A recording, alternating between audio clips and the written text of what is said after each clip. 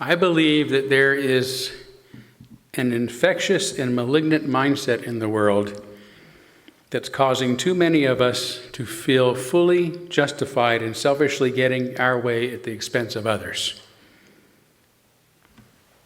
It's manifested in international as well as in individual relations. Nations exhibit it by demonizing others as the enemy, be they internal or external. Individuals do so with ad hominem attacks, that is, demeaning the character and motives of others in an attempt to ruin their reputations, careers, and lives. Vladimir Putin, for example, justifies his nation's invasion of Ukraine by calling them Nazis.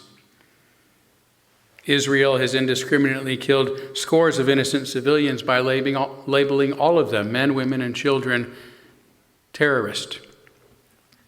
Donald Trump has justified his tariffs against almost every country on the planet by claiming that they've been ripping us off for years, and worse, going after immigrants in the U.S., including some who are here legally, by calling them criminals, rapists, gang members, and murderers.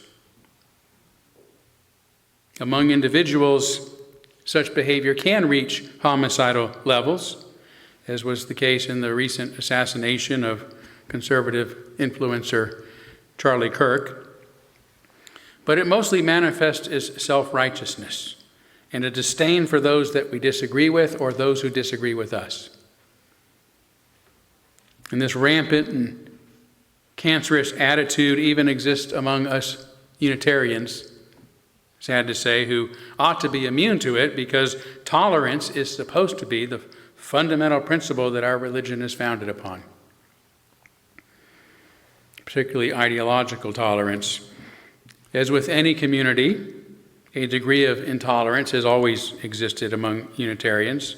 There have been three major schisms in the history of Western Unitarianism in particular: the Transcendentalist controversy of the 1830s, the humanist debate of the 1920s, and the Gadfly affair that's happening now. But historically, these conflicts have eventually subsided, and we found ourselves even more tolerant because of them. There are usually a handful of intolerant individuals in our local churches, too, who require chronic attention and demand that things be done precisely their way. But they have been relatively few, and the great majority of Unitarians have generally exhibited high degrees of emotional intelligence and social competence. Nowadays, however, the same malignancy that's overtaken our world is also sweeping through our Unitarian congregations and communities. In my 31 years as a Unitarian, 26 of them as a Unitarian minister, the hostility that I've witnessed and experienced within our denomination and churches in recent years has been as shocking as it is unprecedented. This virulent epidemic of the mind and heart has seriously weakened our commitment to the very tolerance that once immunized us against it.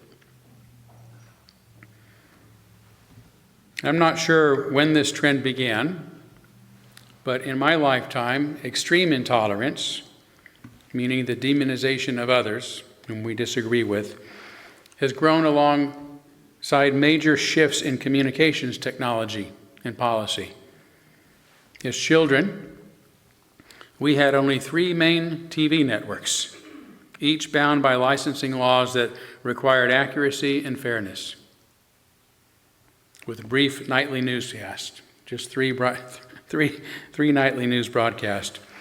Cable arrived during my teen years with dozens of channels, clear reception, and much looser regulations because cable was considered private, a private purchase rather than a public service media.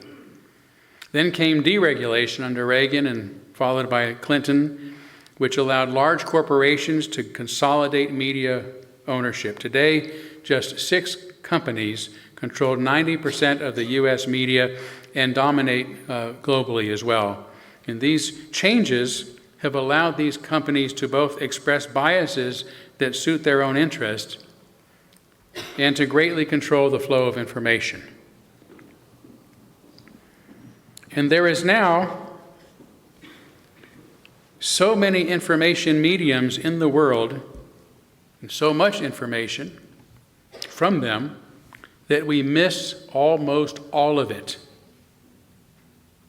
Right? Almost all the information there is in the world today, we miss. This is why the authors of Super Agency make the astonishing claim that each one of us is currently living in our own personal dark age. There's so much information being produced these days that mathematicians have had to invent a new number to define it, the zettabyte, the equivalent of 1 trillion terabytes.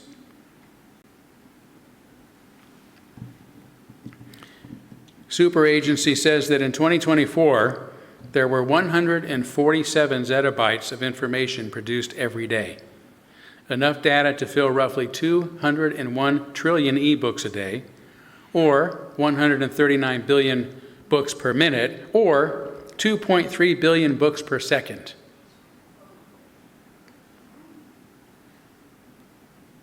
Yet rather than admitting we are mostly in the dark, and to make some sense of the world, even if it's nonsense, we as nations, communities, and individuals join one conversation, one ideology, one identity group that does make sense to us, while tuning out everything else. And we also shield ourselves from outsiders whom we perceive as a threat to the false sense of security, certainty, and self-righteousness that we are sheltering within.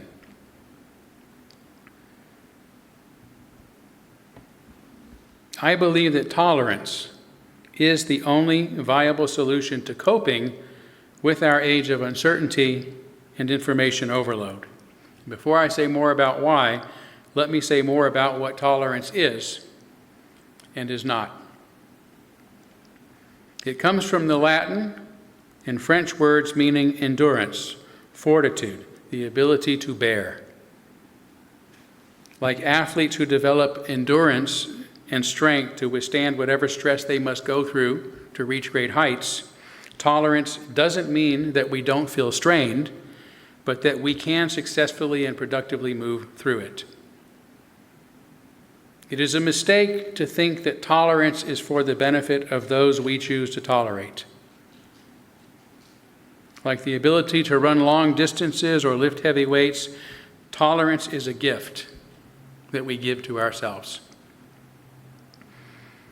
For exposing ourselves to different viewpoints helps us to better learn, to evolve, to succeed, and to become even more tolerant. But I'm often asked if I think that we must tolerate such deplorable ideas as white nationalism, as fascism, as MAGA, and the like. Firstly, I agree with what at least used to be the position of the ACLU, which sadly, like many liberal institutions these days, has become increasingly intolerant. But in the past, the ACLU, quite controversially often, protected the free speech of some of the most loathsome opinions, which we all must support if we wish to remain a truly free society, which many don't. Yet the question reveals the fundamental problem with today's definition or understanding of tolerance. It has come to mean its very opposite, that we are not supposed to disagree with one another. If you disagree with me, you're being intolerant.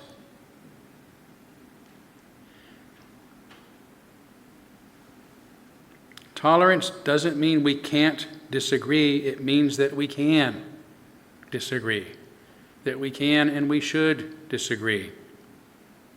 It means that we live in a society in which we don't have to agree, and more importantly, in which we don't have to agree to live peacefully together.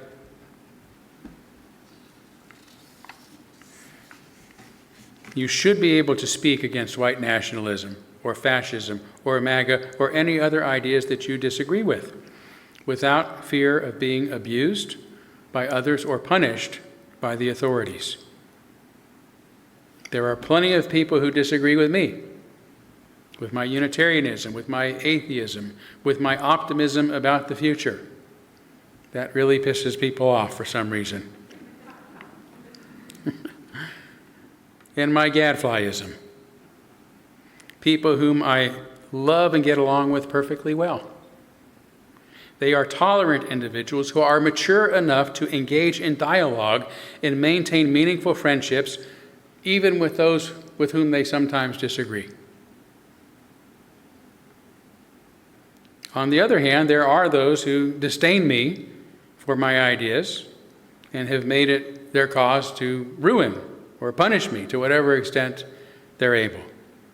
They are intolerant, stunted individuals who have not developed the fortitude to bear ideas that counter their own.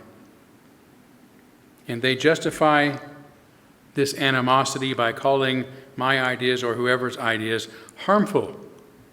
The same way many of us feel genuinely dangerous ideologies like white nationalism and fascism are. And this leads to another key point.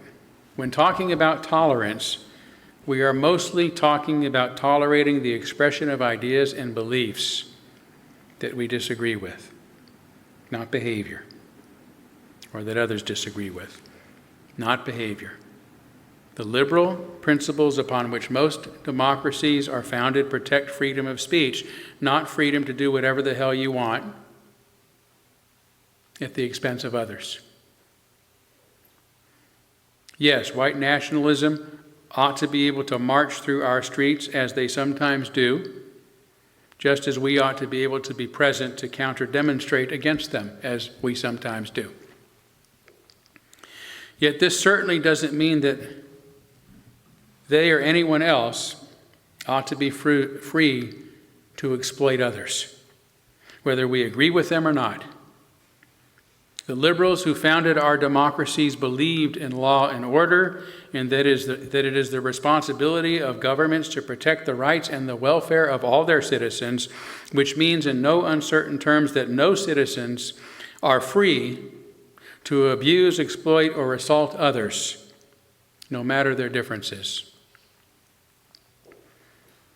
Alas, there have always been those within our societies who think that they should be free to do whatever they want, even at the expense of others. They think they should be free of taxes. They think they should be free of regulations and free to take as much as they want without any obligation to society or to the welfare of others. They like to call themselves conservative, but they are really neoliberals, new liberals, because they believe in an extreme level of exploitive freedom that traditional liberals do not. Traditional liberals believe tolerance is meant to maintain social peace and well-being, not for justifying negligence and injustice. Liberals invented government.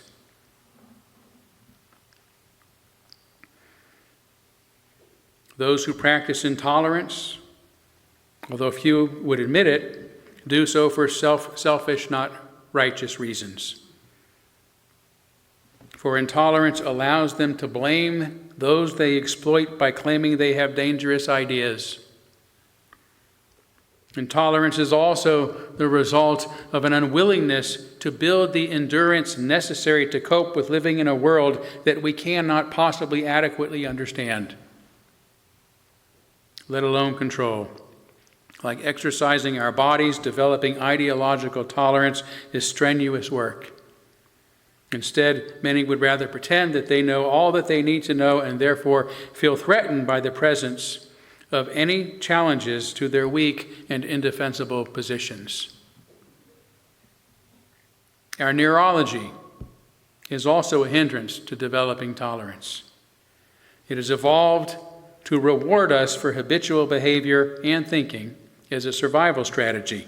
The more our behaviors and beliefs don't get us killed, the more likely they won't. So we instinctively stick to our routines, including routine ways of thinking, and are thus fearful of new ways and beliefs and of those who hold them.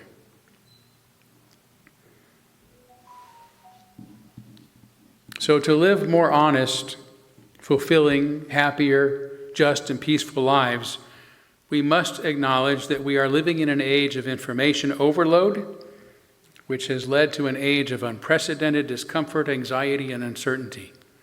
Most of us feel certain of our beliefs, but that's all certainty is, really, a feeling.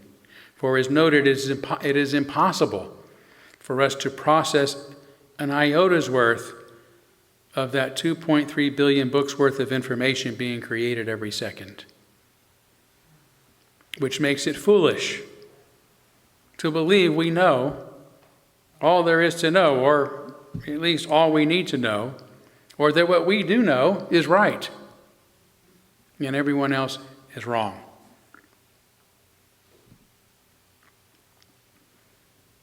We just happen to grasp the one bit of information that's right out of that 2.3 billion bits.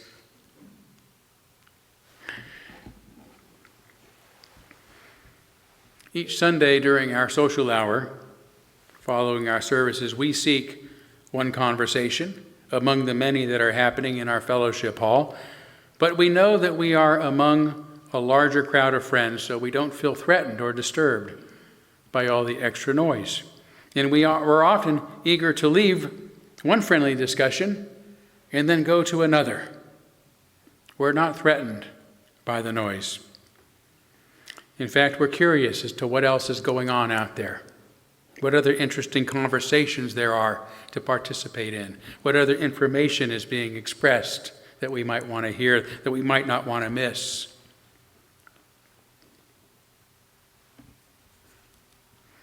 And this ought to be our attitude toward the whole world.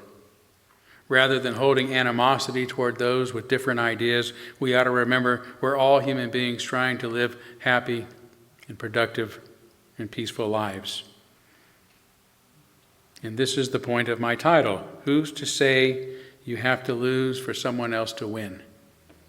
From John Denver's song, It's About Time. It starts off, who's to say you have to lose for someone else to win? In the eyes of all the people, the look is much the same. The first is just the last one when you play the deadly game. Israel doesn't have to win at the expense of Palestinians. Russia doesn't have to win at the expense of Ukraine. The U.S. doesn't have to win at the expense of China, nor American workers at the expense of immigrants, nor red states at the expense of blue. Capitalism doesn't have to win at the expense of socialism, and socialism doesn't have to win at the expense of capitalism. And the economy doesn't have to win at the expense of the environment. It's about time we realize it. We're all in this together. It's about time we find out it's all of us or none. It's about time we recognize it, these changes in the weather. It's about time, and it's about changes, and it's about time. Take China as another example, a country I know little about, and one I'm sure that has big problems and lots of injustices, just as is true of our own country. Based on what little I have seen about it recently, however, I'm envious of its many beautiful, futuristic cities, its impressive technological advances, and the fact that, unlike the U.S., where our dysfunctional government sits idle as our aging infrastructure collapses around us, China has dramatically improved its own over the past few decades. As the authors of Abundance write, in the time that California has spent failing to complete even 1 mile of its 500-mile high-speed rail system, China has built more than 23,000 miles of high-speed rail. China is also the leader in addressing climate change and is chiefly responsible for making solar energy affordable to ordinary homeowners around the world. It's about time we start to see it.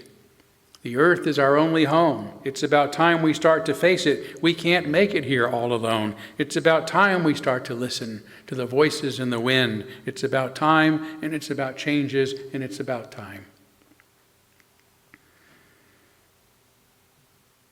Russia may not have as much going for it as China does these days, But its old cities are among the most beautiful in the world. Its people are among the most noble, and it has a rich and impressive history. Here in the U.S., we behave as if the space program began with the success of NASA's moon landing. But it was the people of Russia who were the first to successfully send an object into outer space. Sputnik dreams in the midnight sky, first to climb where no birds fly. Beep, beep, calling from the void above. Sputnik dreams we all dreamed of. It was also Russia that sent humanity's first woman into space, Valentina Tereshkova, who in 1963 spent 3 days circling the Earth 48 times, 20 years before American Sally Ride would follow her trails to the stars. Our successes need not be diminished by the successes of others. We don't have to enter a space race. It is not necessary for those of other nations to suffer for us to prosper. When people excel anywhere, we excel everywhere, and the converse is also true of our failures. There's a man who is my brother. I just don't know his name, but I know his home and family because I know we feel the same. And it hurts me when he's hungry and when his children cry. I too am a father, and that little one is mine. That's the secret to becoming tolerant, realizing that we are all in it together, which means none of us have to have all the answers, nor accomplish everything that needs doing, because we can all work together no matter our differences, bringing what each of us can to the puzzle of life. I want the U.S. to succeed, but I also want China and Russia and Israel and Palestine and North Korea and Iran and Venezuela and all the peoples of all the world to succeed. Because I don't lose just because they win. And I want them to win. I watched a space documentary a few years ago that stuck with me because a Russian cosmonaut, Alexander Mizurkin, who has spent over 370 days in space altogether, talks about his experience living and working on the International Space Station. He says, "To me, there's no difference between a Japanese and American than a European or a Canadian. What I know is that all the astronauts I've ever worked with have been decent people and excellent friends. It's true that borders really do disappear in this kind of community. I've never noticed any rivalry. In fact, I've always felt support from others and their readiness to help out." I was so inspired by Mizurkin's words that I recently used AI, one of my new passions, to create a song about how he views the world from this cosmic perspective. The song is called Copula Vision, which is the name of that panoramic window from which they can look out of the ISS and see the world. So we're going to play that for you now. You can see the lyrics on the screen if you want.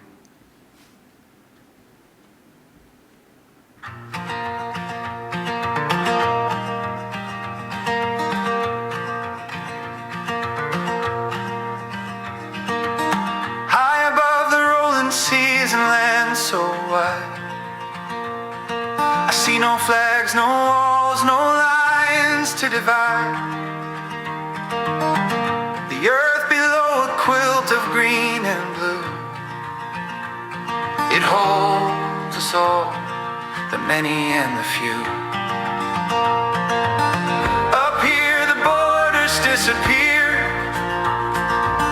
no flags to wave, no hate to fear. We're just good people, we're just friends, a circle with no start or